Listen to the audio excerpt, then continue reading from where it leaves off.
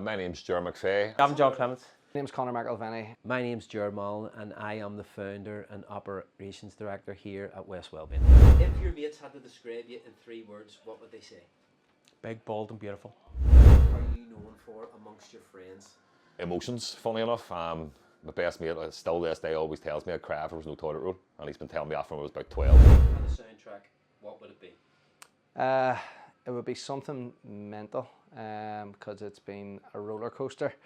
Do you know what? There you are. Ronan Keating, life is a roller coaster. Guilty pleasure. Man United. Do you want to elaborate? Just so awful for so many years, and I still just love watching them. I don't be full kit wanker, but I wear my red top every time they play in the house. I've the top on, and I make my boys wear the top as well.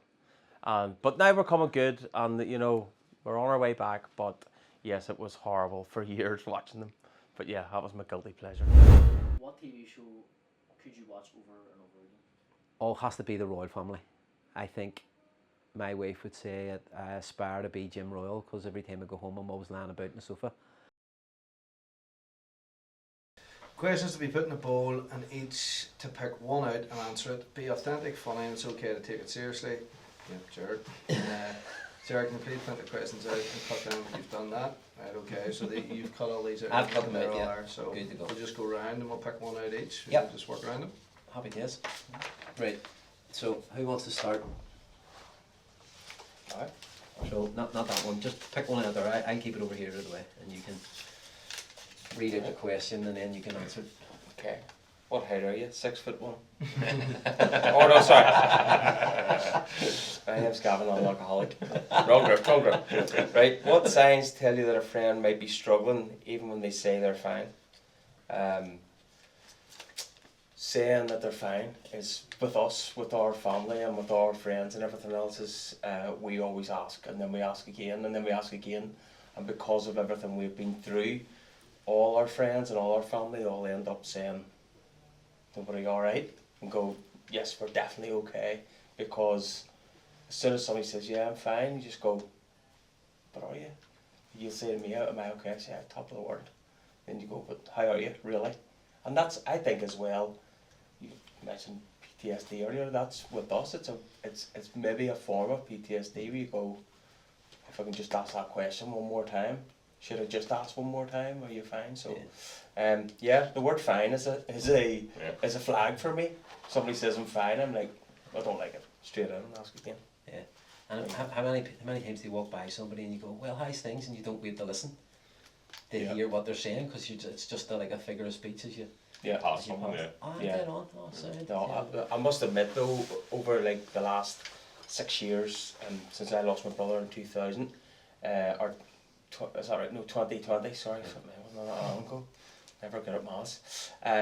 No, it's everyone in our circle, all the men in our circle have all like sharpened up and calmed down, and we're much more open to sitting down and having the chat, and even I've found it with strangers as well. Yeah. We have conversations with strangers that you might just go, and again, it's maybe you can see something in their eye or something in what they've said to you, and you just go, "Hang on, let's have a chat about this," So.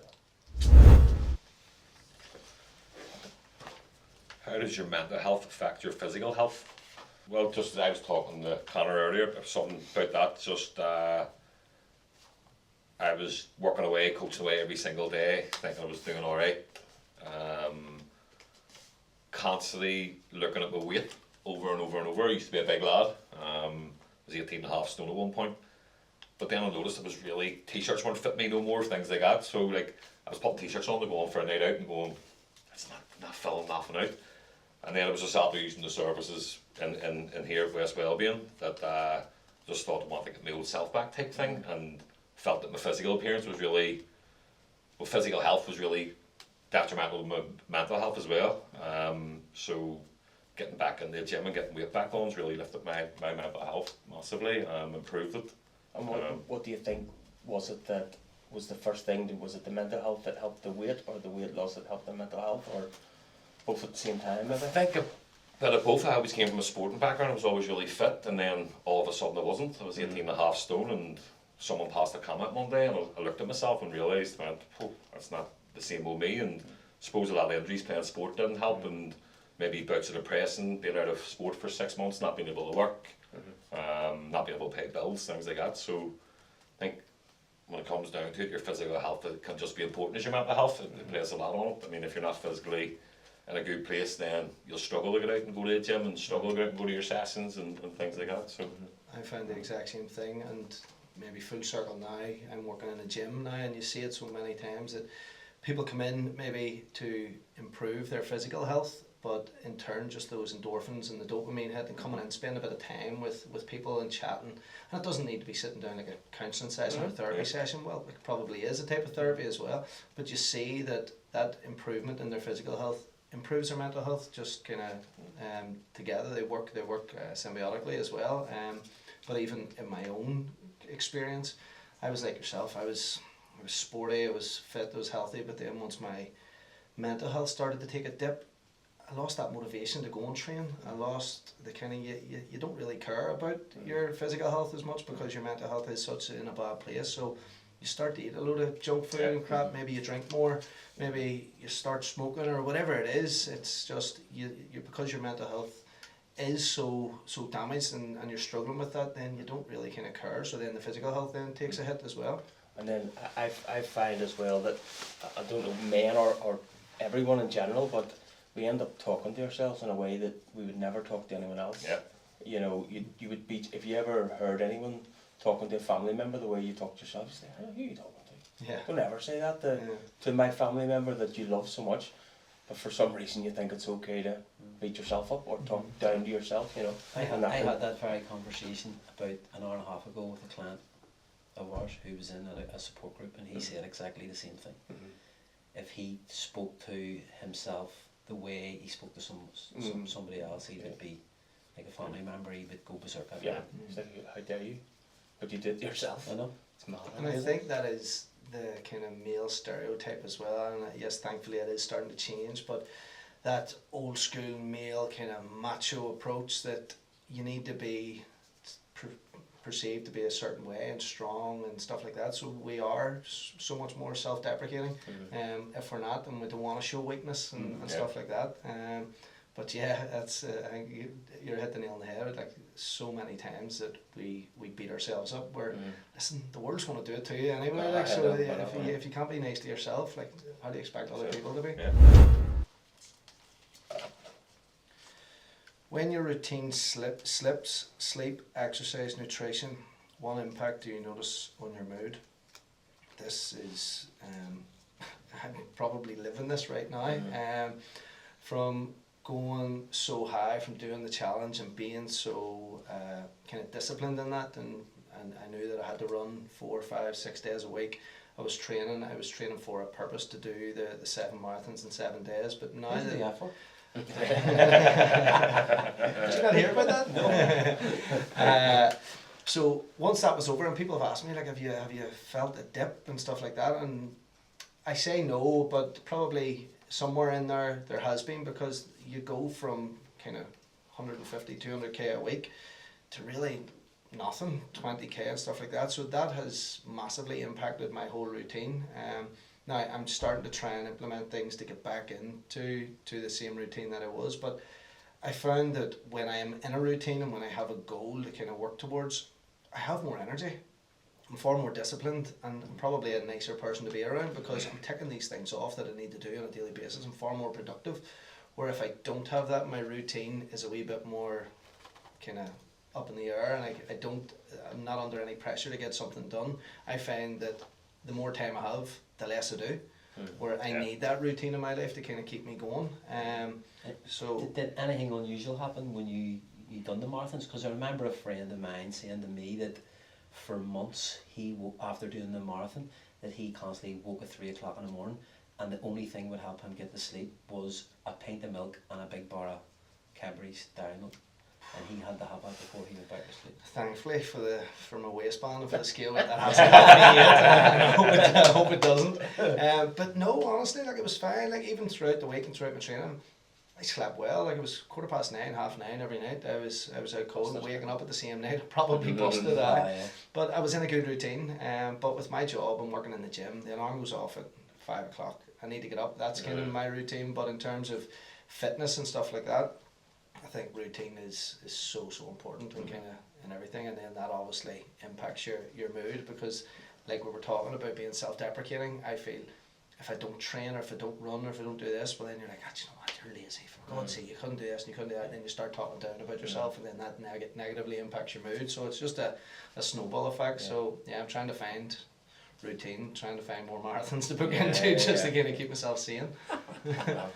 Right. I've been a member of the gym for over a year and a half now. Still haven't went, but it just always feels great because I'm a member. Oh, You know what I mean? So if you want me to show you what nothing looks like, give me a shout. I'm your man. We'll just keep the membership card Yeah, in your wallet no, I in case feel anybody great. finds it. Honestly, Goes to the gym. My wife keeps on telling me to stop. I'm like, no way. It's all about there. No. I can say to people I'm a member of the gym. You know what I mean? This is my one. So, Jesus, I thought I printed that big enough to look at it. So, have you ever felt pressure to be strong, to be the strong one for everyone else? Yeah, probably. A few times. Just trying to cast my mind back. Probably in and around losing people. I remember one time, like, my granddad died, and he would have had 6 sons and 6 daughters. 2 had passed early from cancer in a car crash, and then there was 6 brothers left. Or sorry, one brother died a month before, so he lost his son the month before he passed, and everybody, you know, rightly so, fell to pieces. They lost their father, I lost a granddad, but I had the, being the oldest grandchild, everything then was kind of threw upon me, to organise funerals, I had never done anything like that before. That was the first time I had experienced death in a family in about 20 years, so maybe longer, but yeah, that would have been a time for me that I kind of had to be strong for everybody. My learnings with that, I have a really small family, and then losing my big brother, it is I mean, I don't want to think about it, but what parents have to go through, losing son or daughter. Everyone's got their own grief, and grief's at their own level, but I can't imagine it destroyed my mum and dad, so it fell to me to sort of look after everything. Yeah. But one of the things, and I heavily relied on therapy and counselling, met you guys, obviously, but one of the things that I learnt was, what is it, put on your life vest first before you put on anyone else's.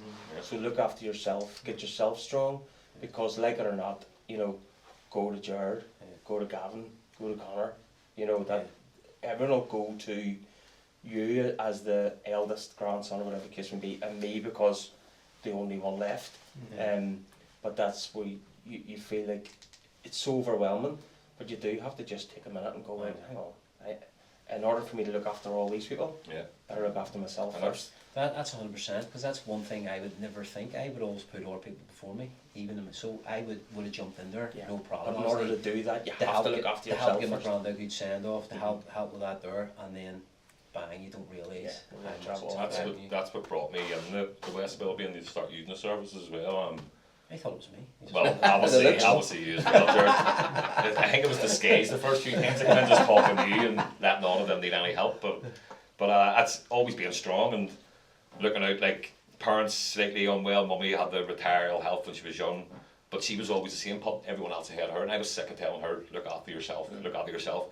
And then one day she said to me, you're giving me this advice and you need to do it. With, like, obviously Carly with endometriosis, she's had to retire from work, things like that. So then the infertility side of things, you're always just go, it's dead on, I'm okay about it. And then obviously I was telling Conor earlier one day, I realised I wasn't okay about it. But you were just being strong for everyone else and not realising you're not looking after yourself first. And like you said, you need to have your own life vest on to help someone else. So. Hope I don't get a fitness one here. When was the last time you joined the gym? When was the last time you were in the gym? Let me see. What would you tell your younger self about looking after your mental health? Do you know what? It's going to be okay. I actually had this conversation with my son my youngest is 15 and he's going through GCSEs and everything else. I own my own business and a successful business at the minute, and I left school with 3 GCSEs. Somebody else's? Yeah, I know. I stole them. Took my own path, went my own direction, went to tech and did business studies, and then they were like, you didn't have to write it, remember everything and write it down. It was like, now you have to do a presentation up the front. I was like, get out of my way and get me up there. Yeah. Whereas other people that were good at doing the academic stuff were like, I don't want to do that. So you find, what is it? Einstein said, you can't judge a fish by how it climbs a tree. Mm-hmm. You know what I mean? Everyone's got their own path that they can do. Absolutely. So I said this to my son because he got really worried now. He was emotional. He was crying about doing his exams, and I said, son, no matter what, everything will be okay. It will be, and we've been through massive devastation.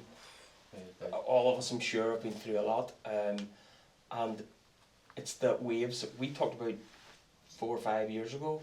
These waves of pain that come at you, the waves don't go away, but they just come down slightly, a wee bit, slightly more. And for me, that's probably what I would say, because there's this unbelievable pressure of you have to get your GCSEs. You have to go to further education. You have to go to a higher education. You have to get a good job. You have to go. You have to go in this direction. You don't. It'll be okay. It will always be okay. And actually, I'm learning now at my age of 50. I know you wouldn't believe it. Anyway, shut up. Feel forward. Feel forward, and you shall find with being sports people, the more mistakes you make, the more you learn. Yeah. And when they're wee babies and they try to walk and they fall and you go, well done, brilliant, have another go. And then you get to an adult and you fail and you go, dick. Yeah. And then it's probably yourself that's calling yourself a dick because you failed. Oh, Feel forward, Well, failure equals success. Yeah. So feel forward and everything's going to be okay. I always said that through my kind of growth from when I tried to take my own life and talking and going to therapy and stuff, I've kind of came to realise that I didn't have the coping mechanisms back then to deal with rejection or failure and stuff like that, and I've said that quite a lot throughout my journey. But now, like I would say, like exactly, feel forward. Like you gotta embrace that failure. You gotta, if you don't fail, or if you don't try, or if you don't fail, you've never tried and stuff like that. Yeah, and it's one of those things that if I had more failure, maybe in my earlier days, and obviously you don't waste that, but if I had more hardships or more kind of hard times when I was younger, I might have been a stronger version of myself. I'm a much stronger version of myself than I was when I was 18, 20. And at 18, 20, I probably thought I had everything. I knew exactly, I had it all figured it out, but Jesus, far from it. But it's funny, that's the path that I'm trying to, and I know I can't explain it to my 15-year-old or my 19-year-old, but that's the path. Without that, then your path isn't led you to here today. You needed to take the left and to take the right and to go straight and to go back and then, to get you to where you are today. 100%. And that's the thing, if you'd say, what would you say to your younger self, is like, it's going to be okay. And try to enjoy feeling. Try. I know. Best thing I ever did was feel. Sent me in, When you feel, you're restarting with a bit more experience, aren't you? 100%. Yeah. And your journey should never be linear anyway. It's not you're going to go from here to the top. It's going to be up and down and up and down. You just gotta take a good bit of bad and learn from the bad and use it to kick on. Turn to when life feels heavy. How long have we got? Loads of people. Parents are always a phone call away, no matter what's going on. I'm sure anyone's lucky to still have both their parents. Like, no matter what, any time, day. There's been 2 o'clock in the morning when I've had to phone ambulances for my wife, and mummy, daddy needs to come up here, and they're straight out of their own beds and up. But I'm lucky enough to have some really good childhood friends who still support me and my wife as well. Support her as much as support me now as well. Who I can still lift the phone to constantly. My brother's one even in Australia, I can phone him day or night and he'll still lift the phone. But when life feels really, really heavy, the best person I can turn to is my wife. She's always my wee support there, my support network. I thought you said her first leg, she's gone. No, that's when I get back. I'm emphasising that she was the most important. But there's some things at times, obviously things can get really worked up inside in the house. If there's a week where Caroline's really unwell, I have to cancel the sessions, I have to get the dogs, walk to do dinners, house needs sorted, things like that. And listen, you'll do it for it. Sickness and health, as you say in the day, and all There's that. a But couple of spare blankets in there. just in case, just in case. Yeah. I think that's Yeah, a, really family good, and friends. a really good message to actually get out there to anybody that's watching this, that when you are feeling down and you're kind of struggling with your own mental health, you feel as if you've no one and you can't go to Yeah. anyone. But when you actually take yourself back and look, like, everybody has someone. You've got a friend, you've got a colleague, you've got Yeah. your parents, whoever it is. That age-old saying that you'd rather hear someone's problems than go to their funeral. Like, Yeah. it's so true. That so if anybody is watching, there are so many people out there that want to hear your problems and want to help because they care about you. They wouldn't be in your life if they didn't care. You said that when you spoke at the walk. Yeah. When you got up there and you could see on the people's faces just resonating with them and going, And I think it's so true, you know. Yeah, And no.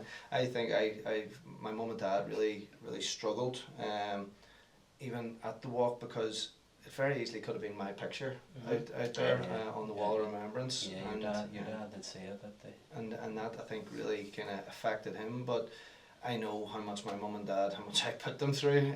But listen, I'm here now and hopefully doing them proud. But the people like that, they care. People do care. Absolutely. That's one thing we can say from our experience now, because the more we have spoke to people, the more you realise other people are in the same boat, and 100%. there's a bigger support network out there than you actually think there is. Yeah. Like, unbelievable. Yeah, so. I suppose you've guilted me into taking this big one here now. What is one thing you've learned about mental health that you wish you knew 10 years ago? Literally, just to reiterate what you said, that you're not on your own. It's not just you suffering. It's not just you going through this. It's amazing the amount of people that have reached out to me, and I only downloaded social media and Instagram there at the start of the year once I started doing the challenge. The amount of people who are in the exact same situation or who know someone or related to someone that are in the same position. So 10 years ago, I probably felt like I was alienated and I was on my own and I didn't want to let people down and stuff like that. But now, and over the journey that I've had, that I would just tell them, like you said, it's going to be okay, but people want to hear it. People need to hear it. People are going through the same thing. It's amazing that when you start talking about your vulnerabilities and your struggles, that so many people can resonate and they're experiencing the same thing. And then you can sit down and you can have this guilt-free and judgment-free kind of conversation with someone who's experiencing near enough the exact same things that you are. So it doesn't make you any less of a person. That maybe your mental health isn't at the best position, because find me someone who is, who has perfect mental health, and I'll call him a liar. I always say that if you were to put a bandage on people's head of people that have mental health, as you would put a bandage in your leg if it was broke, I mean, we just ought to be walking about, you know, With with bandages a on. bandage in your head. Plasters Because that's the everywhere, case. I felt, for me, like I've been through my own mental health struggles. Before Stevie died, I felt very lonely. I was like, and looking at the outside world, oh gee, they're so lucky. They're so lucky to not be going through the turmoil that I'm going through in my head. It's horrible in here. And then they go, how are you? Go, hi, brilliant. Sure, Gav's always having fun, laughing and everything else. And then all the while it was like, this is terrible.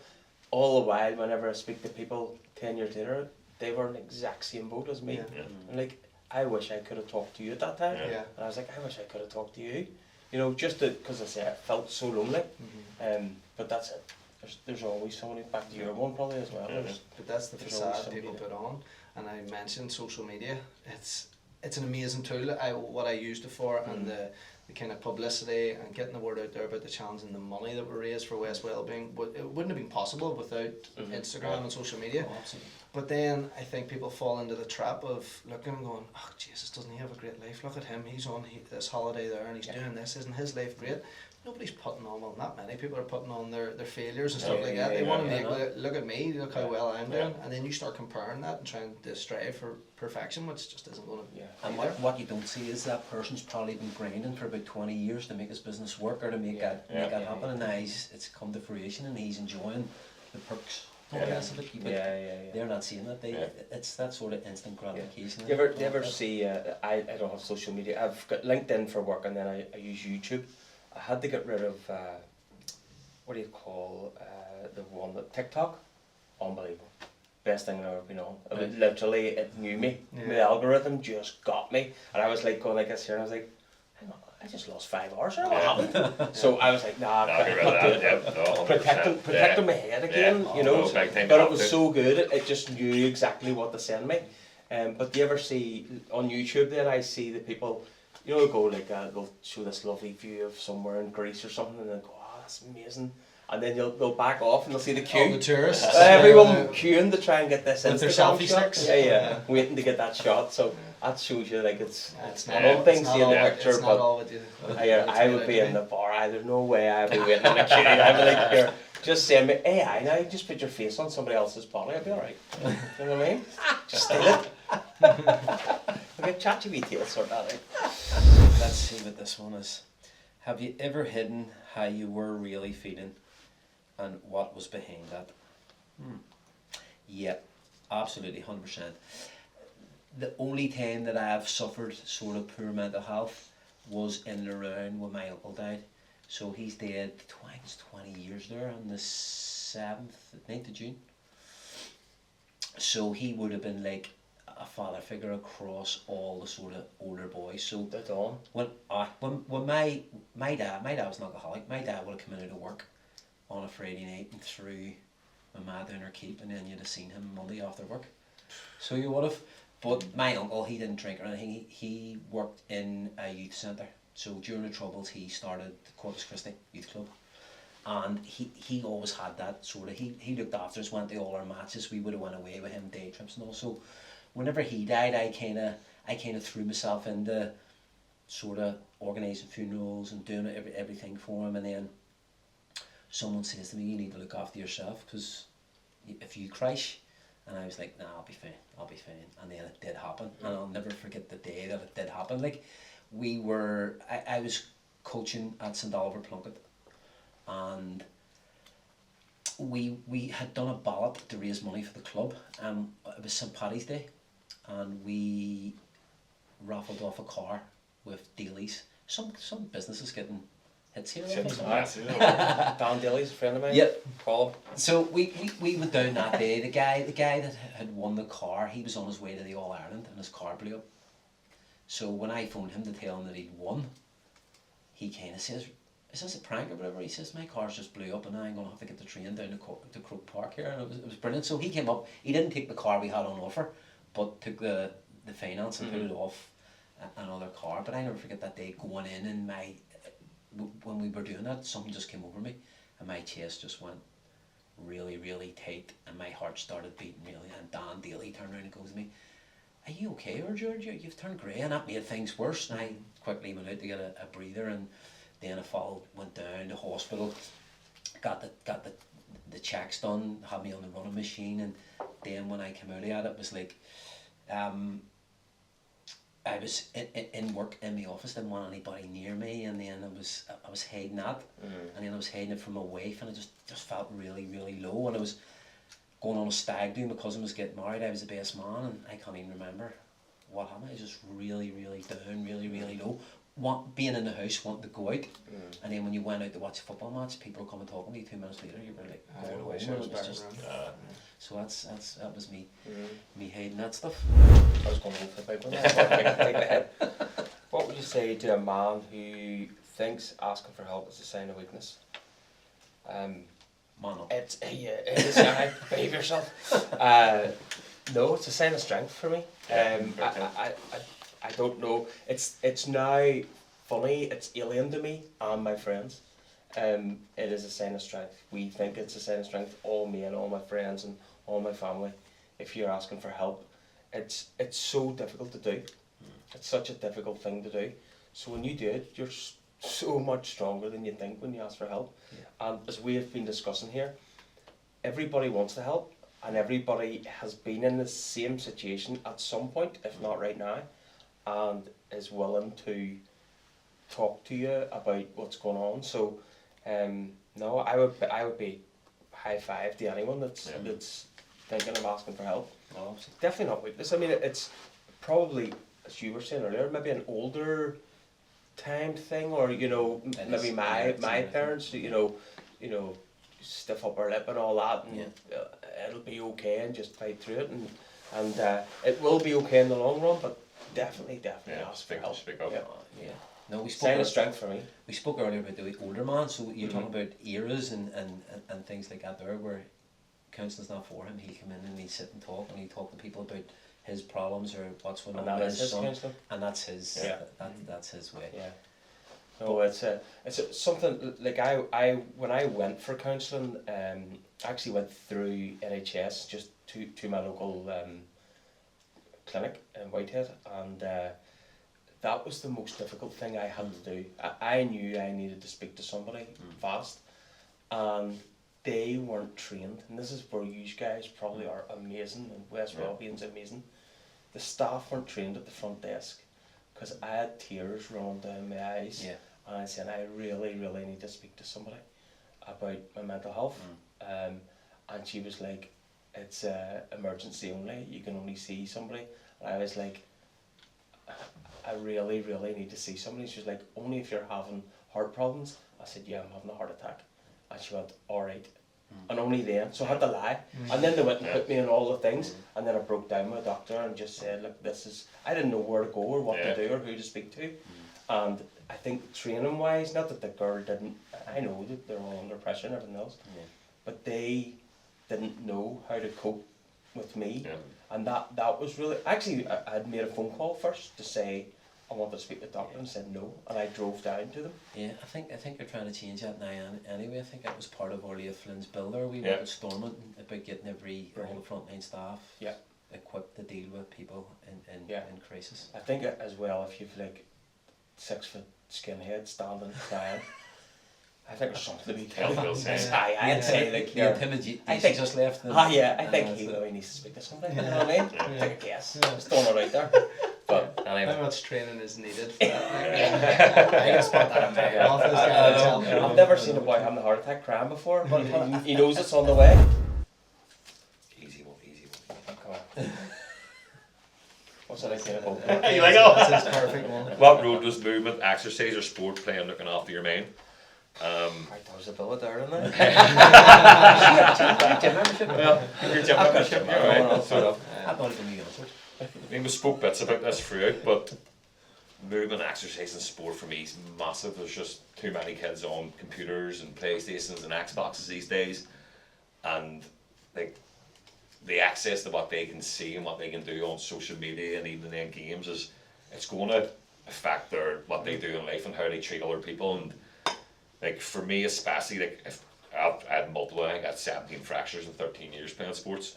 But see them times being injured and I wasn't able to get on the pitch, that's when I was at my worst. Like you were sleeping to 3 o'clock in the day, you were ordering Chinese, you were getting up, you were having a few pints, you were going back to bed and just not caring. And now that's my like sport and movement's my everyday life now. That's what I do. And since I've started that, my mental health has went massively through the roof, like a massive improvement. If I was still doing my old job, working on a bar, and like as much as I get on well with customers and dealt with the public every day, and I really like that, but just something in there made me want to explode every single day. So being out on the pitch and just releasing yourself and not having to worry about anything that's going on in your life, all you're worried about is if you're playing Gaelic, curly, whatever it is, you're just worried about them teammates on the pitch for you, you're worried about your coaches, and you just want to go out there and enjoy yourself and forget about everything else that's going on. So for me, sport, exercise, any type of sport, whether it's dancing or cricket, it doesn't matter, anything, get out and do something. I think even like you said there, but it's not about the sport. It's what I found was when I stopped playing, so I haven't played in a few years now, it's the camaraderie you miss. Social elements. It's not the running about, it's not the training. Okay, yes, obviously that has its benefits physically and for your mental health. But see that crack we had, like it was away days, jumping on a bus or even in the changing room, the slag and the banter. It's unrivaled anywhere. You'll ask anybody that's played football, Gaelic, played any sport that's in a changing room kind of environment.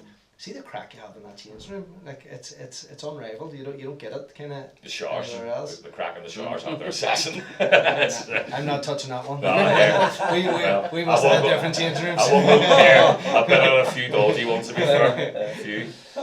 Had my Calvin Klein stole once or twice as well.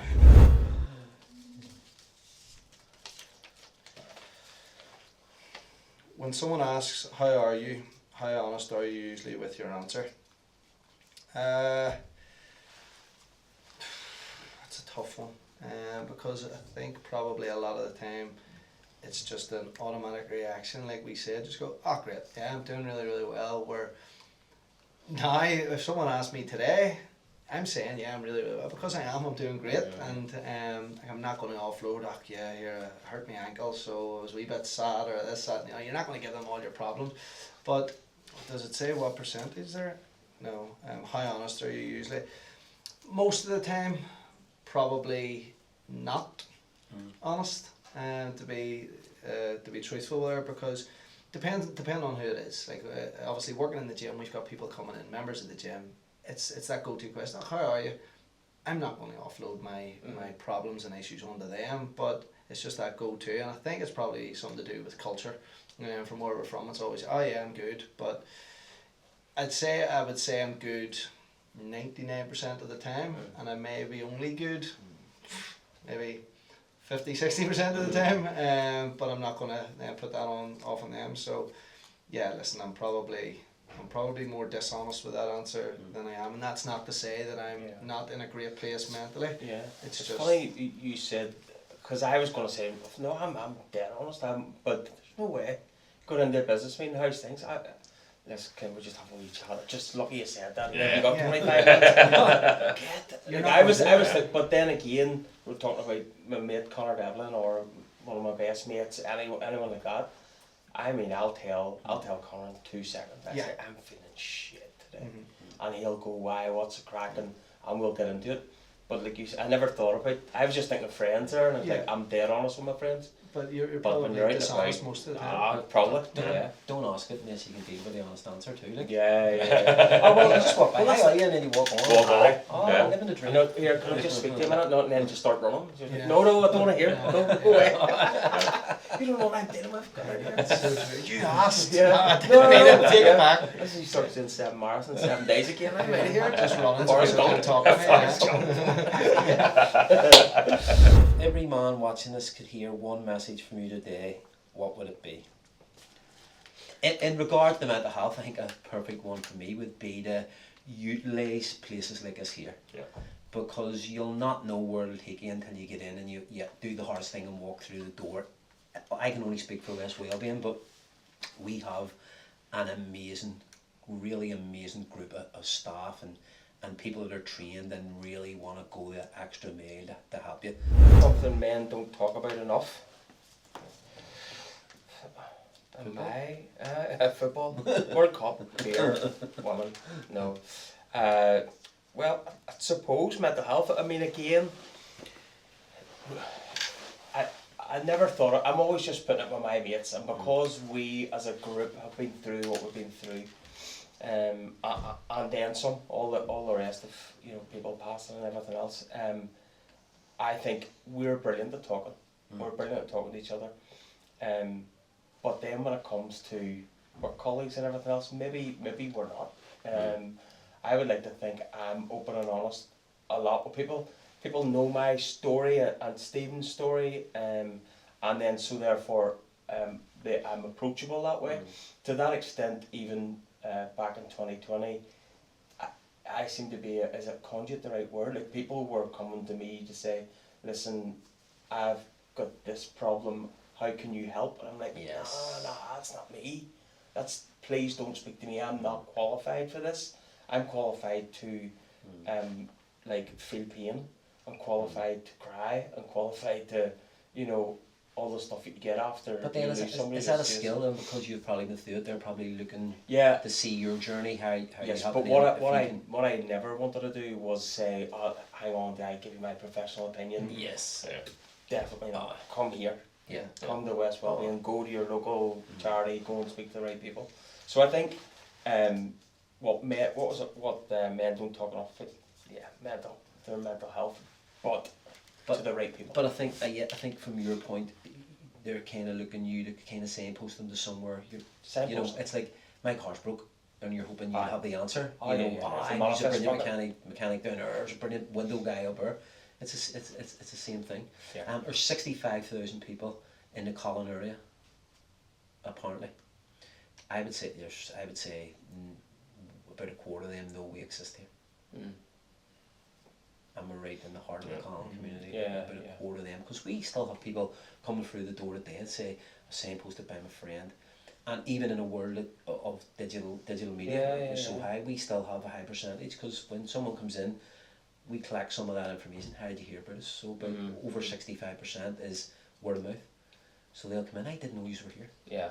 And it's like, we're open 5 years and people are still coming through Yeah, the door yeah, going, yeah. don't know you're here. But I suppose it's not until you're looking at it Yeah. that you, you're asked, you start to ask the questions or start to I know. Google it. I know.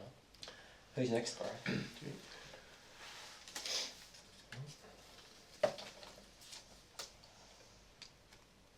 What does good mental health look like for you personally? Like you said, you can't see someone's mental health. It's, I mean, like going to the gym and people are in the best shape of their lives and Yeah. they've got the best of gear on, they're treating themselves well, and that person could be going home and sitting in the house all day and really struggling with their mental health. And Not that I know you, I'm sorry for jumping in, I've got ADHD, but it's just, I would say yours is your physical.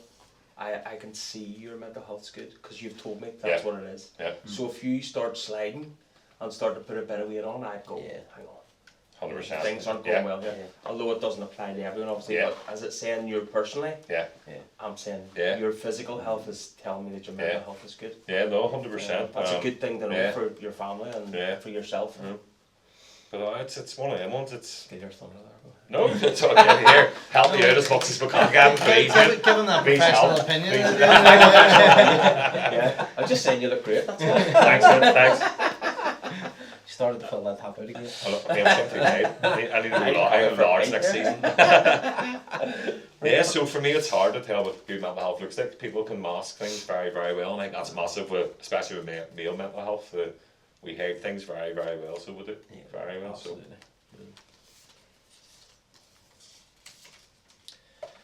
What does strength mean to you now compared to when you were younger? That's a good one for So you. people, right? See, I probably try and read between the lines a bit too much, and then don't just go to physical strength and stuff like that. Listen, honestly, physical strength to me doesn't mean much, and that's mad. And I'm a personal trainer, and I literally train people to lift heavier weights on a daily basis. See how many people unfollow you now. I know. Your three clients are with But honestly, if it was the strength to me is having the coping, like I mentioned earlier on, the reason why I fell into the negative mental health and the kind of depression that I experienced was that I didn't have the coping mechanisms to deal with failure, rejection, whatever it may be. Strength to me is waking up and being confident that, see, whatever life throws at me, that I have a support circle around me, I have people I can talk to, I have built up the tools that will get me through kind of most things that I'm going to experience on a daily basis. And also not being afraid to show emotion. I never have really been afraid to show emotion. Ask my fiance. She's like, I cry more than most people, and I'm not afraid to admit that. 100%. you take it off to your dad then? Probably. Yes. I'm every wheel and turnip, to be honest, which is a good thing. But yeah, strength to me is that it's being okay, not being okay. It's knowing that I'll get through it. I've got scar tissue, literally and figuratively. I've got scar tissue from what I went through, and that's my strength. That's my superpower now. That I know that, you know what, see, if I'm gonna perish in this world, that it'll not be in my hand. I'm strong enough to kind of get through that. So I'll ask the closing question. So, what's one thing every man can do this week for Men's Health Week to improve both their mental and their physical health? So you can come from any angle you want. Okay, I would say, and we've probably touched on a lot of things that we'll probably speak about in this, but for this week in particular, Men's Mental Health Week, I would say do some of the things that we've literally just said.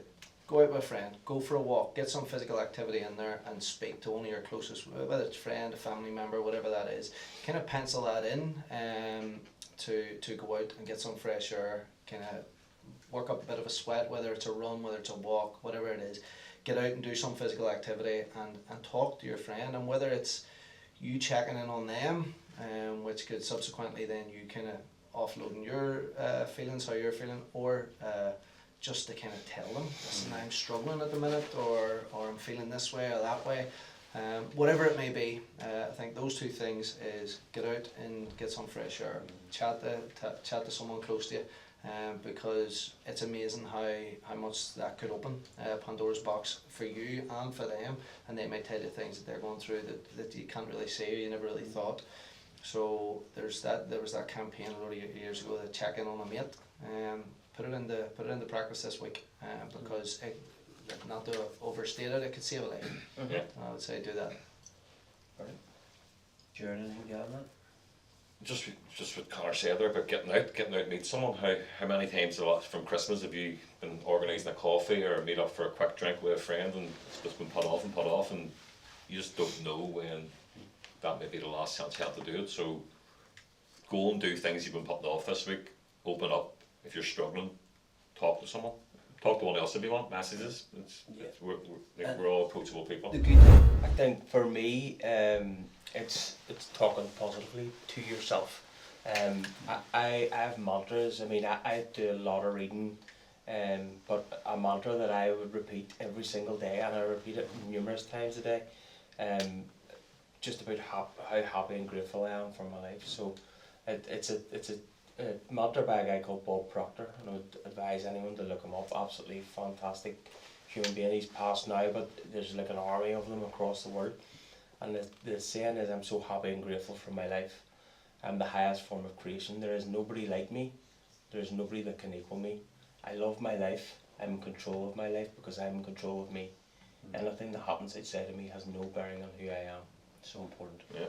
Every day I repeat that as soon as I get up in the morning. As soon as you wake, you win. That's it. And the rest of the day is just gravy. It's just all icing on the cake.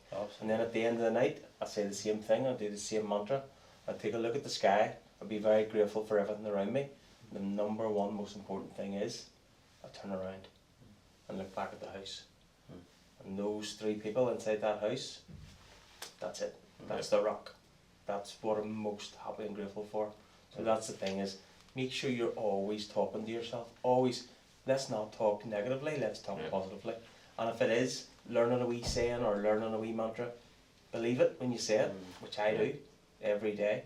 There's a lot of things that go on, and there's a lot of things going on in the world, and you take it on board, and you've got a subconscious and a conscious, and you can let this stuff get in, and it'll affect you negatively. Yeah. Just there's nothing you can do about it. Look after your wee universe. Oh, Look after that's what you've got, 100%. and talk good to yourself. Very good. Yeah. And then I suppose just to finish off, I would say to be utilising places like West Wellbeing. I know there's other ones all over north, west and south, Belfast and east. Get in and use them. They're full of great people that want to help you. Even if say hello, grab a cup of tea, get a quick chat, and they'll genuinely sound you out and be there for you. So I'm going to head to the gym now, so We've guilted you into it. here. no, brilliant. Nice to meet you. Nice to meet you. Thanks a million. Appreciate that. Brilliant. Enjoyed that. Thank you, man. No, good. Cheers, that was good. Brilliant. Cheers. Good. I may phone the client to say sessions at 4 o'clock. No, sorry, I'll just take all three of them at 4. What we'll do.